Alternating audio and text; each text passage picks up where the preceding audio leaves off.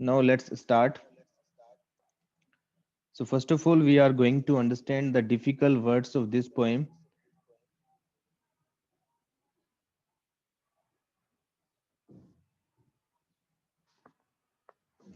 First word is here art.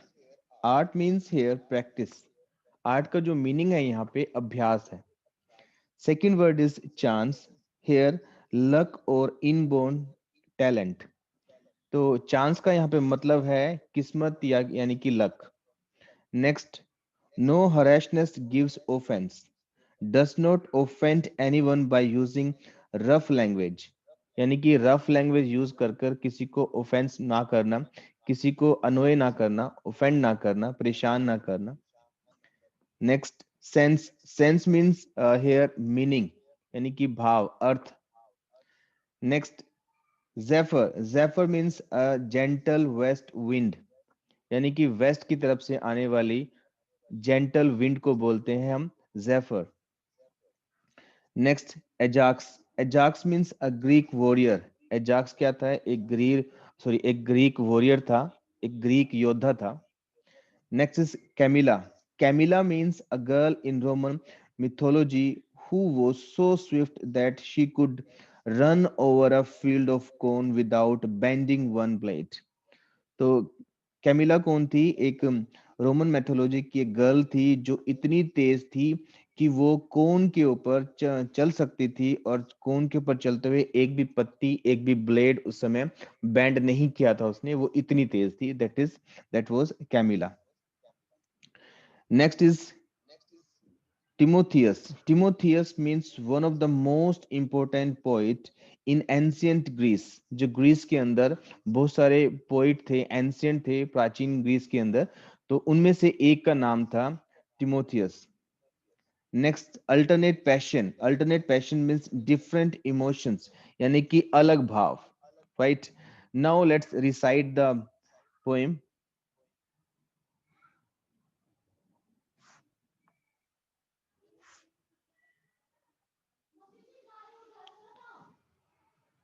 Let's warm up. Work in pairs. Look at the title of this poem. What do you think it would be about? Discuss this with your partner. तो dear students, हमें ये समझना है कि जैसे हमारी poem का नाम है साउंड एंड सेंस, और इसके जो ऑथर हैं, इसके जो पोइट हैं, वो है अलेक्जेंडर पोप. तो अलेक्जेंडर पोप एक बहुत ही अच्छे पोइट थे. उन्होंने ये पोएम लिखी है.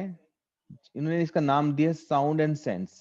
तो साउंड एंड सेंस का मतलब होता है, साउंड का मतलब होता है रिदम, यानी कि जो भी पोइट्री लिखी जाती है उसमें जो रिदम होती है, उसमें जो टोन होती है. और सेंस का मीनिंग होता है यहाँ पे मीनिंग. तो जो ऑथर है, हमें जो पोइट हमें, वो हमें बताना चाहता है कि साउंड और सेंस, जब भी हम कोई पोइट्री लिखते हैं तो उस समय वो साउंड और सेंस दोनों मैचेबल होने चाहिए. ऐसा नहीं है कि साउंड कुछ और है, सेंस कुछ और है. सेंस और साउंड, यानी कि मीनिंग और जो रिदम जो है, वो दोनों सेम सेम साथ साथ चलने चाहिए. ऐसा नहीं होना चाहिए कि उनका कॉम्बिनेशन गलत हो, उनका कॉम्बिनेशन सही होना चाहिए.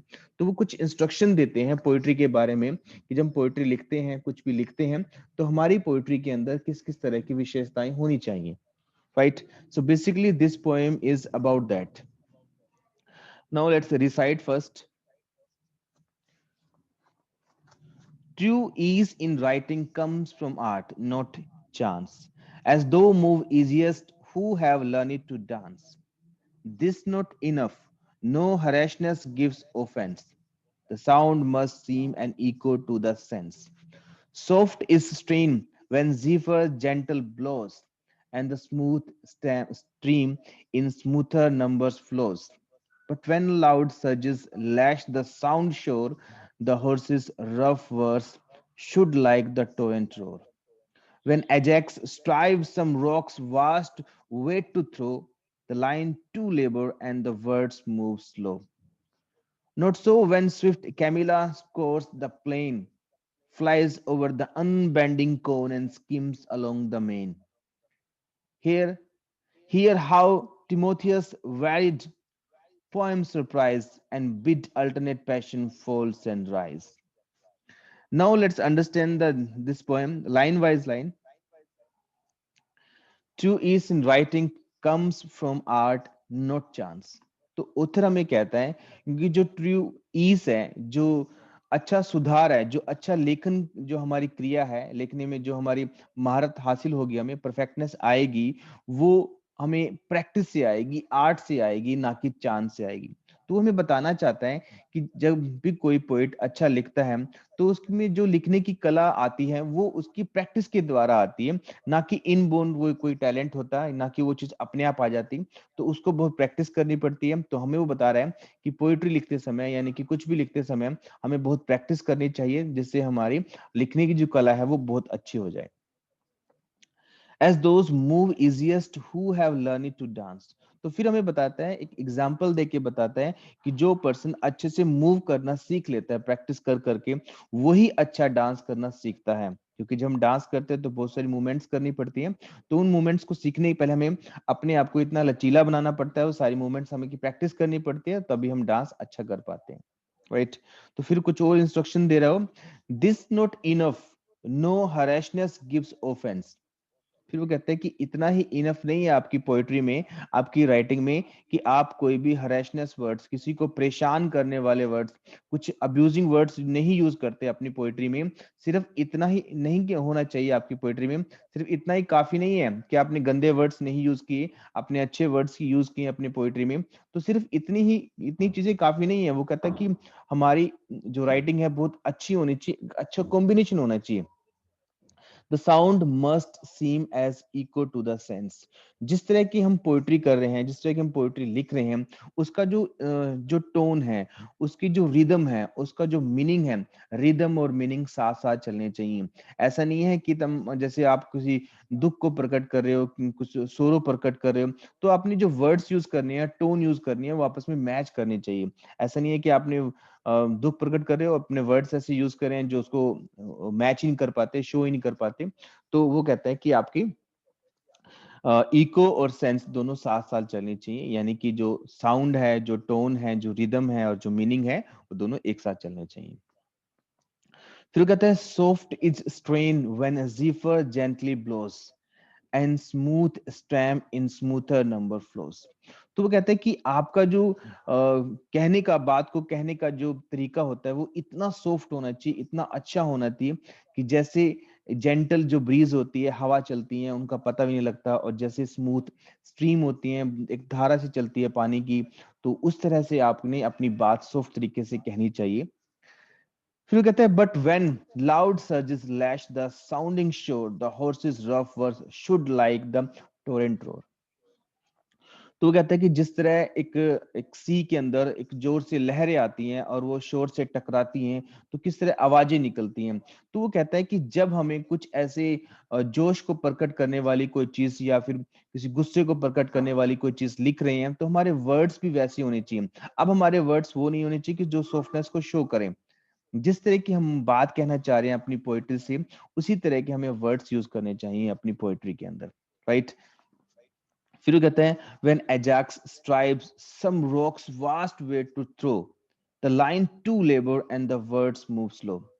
तो वो कहता है कि वो एक एग्जाम्पल देके कहता है कि जब एजाक्स स्ट्राइव करता है, कोशिश करता है उस भारी से रोक को उठाकर फेंकने की, वो एक पुराना कोई एग्जाम्पल देता है जिसमें एजाक्स नाम का एक वॉरियर होता है, जो एक बड़े से पत्थर को उठा के फेंकने की कोशिश करता है।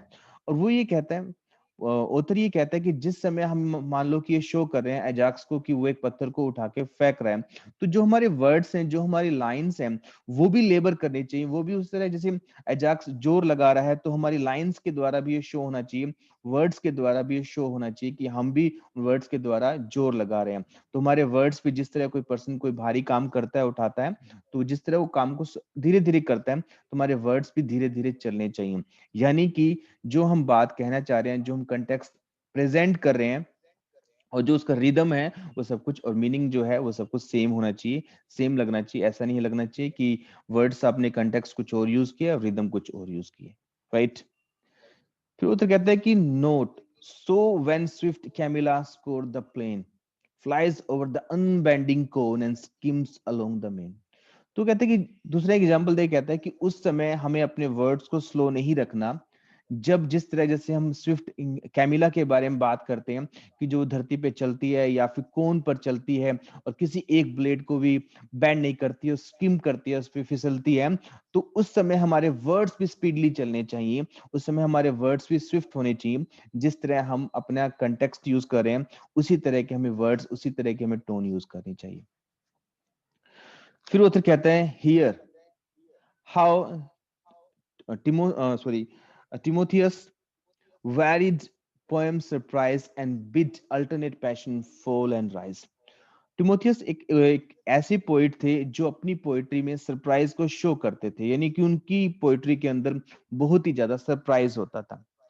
तो यहाँ पे वो उत्तर कहते हैं कि हमें जब सरप्राइज शो करना चाहिए तब हमें अलग तरह की टोन यूज करनी चाहिए, और हमें bid alternate passion fall and rise, और हमें इस तरह की भाव को प्रकट करना चाहिए, इस तरह के वर्ड्स को प्रकट करना चाहिए सरप्राइज वाली पोएट्री लिखते हुए जो एकदम फॉल हो जाए, एकदम राइज हो जाए, यानी कि सरप्राइज सरप्राइज को शो करें, आश्चर्य को शो करें, इस तरह के वर्ड्स जो एकदम से बात को ऊपर ले जाएं या एकदम से बात को नीचे ले जाएं, तो इस तरह के वर्ड्स हमें यूज करने चाहिए।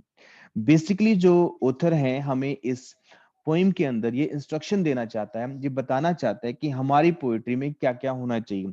हमें अपनी पोइट्री में अपने कंटेक्स्ट के हिसाब से हमें अपनी पोइट्री कहनी चाहिए। पोइट्री का जो रिदम है और जो उसका कंटेक्स्ट है वो सेम होना चाहिए। ऐसा नहीं होना चाहिए कि जो रिदम है वो अलग हो और पोइट्री का जो कंटेक्स्ट है, जो बात हम कहना चाहते हैं, वो अलग है। Right. Now let's discuss the question answer of this poetry. Choose the right explanations of these lines. कुछ लाइन दी गई हैं, उनकी एक्सप्लेनेशन दी गई हैं, आपने चूज करना है कि कौन सी एक्सप्लेनेशन उस लाइन की सही एक्सप्लेनेशन है। तो हमारी फर्स्ट लाइन है, this not enough, no harshness gives offence. ये इतना इनफ नहीं है कि हम अपनी लैंग्वेज में हरेशनेस वर्ड्स ना यूज करें, अपनी पोएट्री में हरेशनेस वर्ड्स ना यूज करें, सिर्फ इतना ही इनफ नहीं है। उत्तर हमें ये कहना चाहता है। So two explanations are written here. First is, it is good to be harsh and offensive to people when you write poetry. Second, it is not enough to simple not offend people with your rhythm. So which is right? I tell you the answer. Second is right, is it is not enough to simply not offend people with your rhythm. So इतना ही enough नहीं है कि अपनी rhythm से, अपनी poetry से उसके अंदर ऑफेंसिव वर्ड ना यूज करें और लोगों को उससे परेशान ना करें, यानी कि सिर्फ इतना ही इनफ नहीं है, और भी बहुत सारी बातें होती हैं। Second, the sound must seem an echo to the sense. जो साउंड है उसको, जो मीनिंग है और जो इको है, उसकी टोन जो है, जो रिदम है, वो सेम होने चाहिए। Two options are here, the sound in the poem have to fit the meaning, the structure of the poem has to fit the meaning. So what can be the right answer?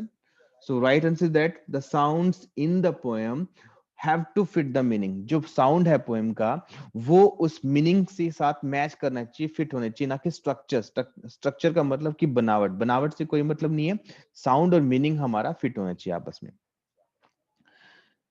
Third question, soft is the strain when zephyr gentle blows, the smooth stream in smoother number flows।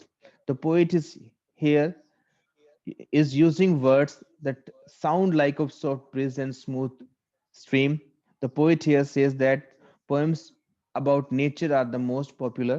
So we know that second is wrong option, or first option is right. Question number 4.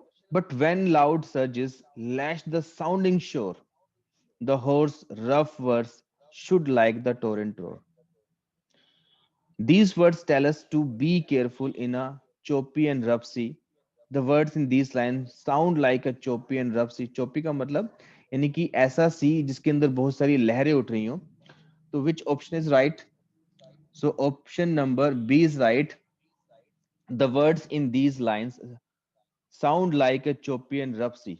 तो जो words दिए गए हैं इस line के अंदर वो एक सी को रिप्रेजेंट करते हैं जो रफ है और जिसके अंदर बहुत सारी लहरें उठ रही हैं।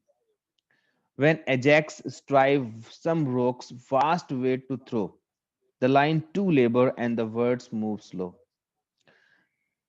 The word rock adds to the heaviest of the first line. The line tells us what the stone was not really heavy. So we know that option 1 is right. The word rock adds to the heaviness of the first line. Question number 6. Not so. When the swift Camilla scores the plane, flies over the unbending cone and skims along the main. These words show the speed with which Camilla runs. We learn about Camilla's beauty through these lines. We do not learn Camilla's beauty from these lines. So option A is right. These words show the speed with which Camilla runs. Question number 7. Here how Timotheus wide poem surprise and bid alternate passion fall and rise. Timotheus was able to surprise the reader in unexpected way. Although Timotheus was famous, he was boring. So option A is right. Timotheus was able to surprise the reader in unsuspected way. Now let's think and answer. The poet says that poet कहता है like dancing, the skill of writing good poetry can be acquired only through practice. जिस तरह हम dancing करना सीखते हैं practice करके, बहुत ज्यादा प्रैक्टिस करके, उसी तरह हम पोइट्री को सीखते हैं. पोइट्री लिखते हुए भी हमें बहुत प्रैक्टिस करनी पड़ती है. प्रैक्टिस कर करके हम बहुत अच्छी पोइट्री लिख पाते हैं. Explain how this is so using examples from the poem. तो इस बात को आपने पोएम के एग्जाम्पल से आपने प्रूव करना है, एक्सप्लेन करना, right. So this is all about this beautiful and short poem. So dear students, now if you want to ask any question,